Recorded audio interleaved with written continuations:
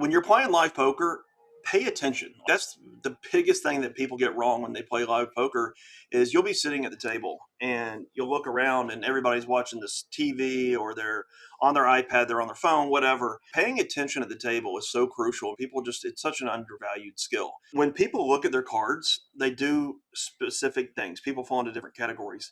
Now, the first 30 minutes of play, usually people are pretty crisp and pretty in tune with, I'm not going to give away tells, I'm not going to make mistakes. But after about 30 minutes to 45 minutes, people start getting lazy and they start falling into patterns and they don't even realize they start falling into patterns.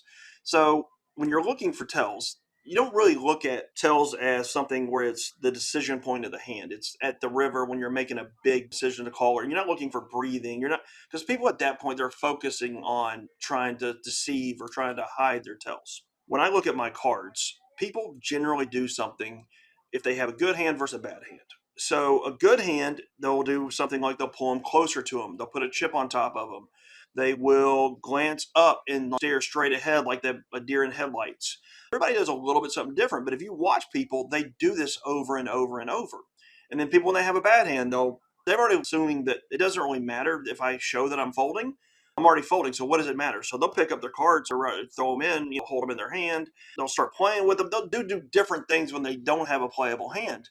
And they won't really think about it because they're folding, so it doesn't matter. But it does matter because if you're sitting to the right of a person and you see that they're about ready to fold, then obviously that changes your range of hands that you play. You all of a sudden can open up wider. You can play more hands. You can do things. And then it just opens up the world of possibilities. When you see they have something, you fold. Like a good situation happened to me is on film. I ended up raising on the button with 8-deuce offsuit. 8-deuce is usually a fold, but I knew the small blind was folding. Every time he looked at his cards and he would put them to the left if he was going to fold.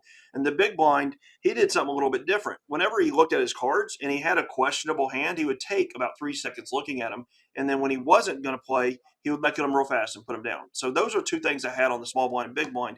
So I knew that 8-deuce was going to get through. If I raised, I think I moved all in actually in the hand. Just to remove any shadow of a doubt, and they both insta-folded. And then fast forward the next round, and I'm in the cutoff, and I've got 10-jack suited. And I'm about to raise, but I noticed that my person to my left was really tight. But I noticed his cards weren't off to the left. He had actually moved them back closer to him. So I decided, well, he's probably going to raise or he's going to play this hand. And 10-jack suited is a fine hand. We're like 5-handed at this point. But I know his hand's strong.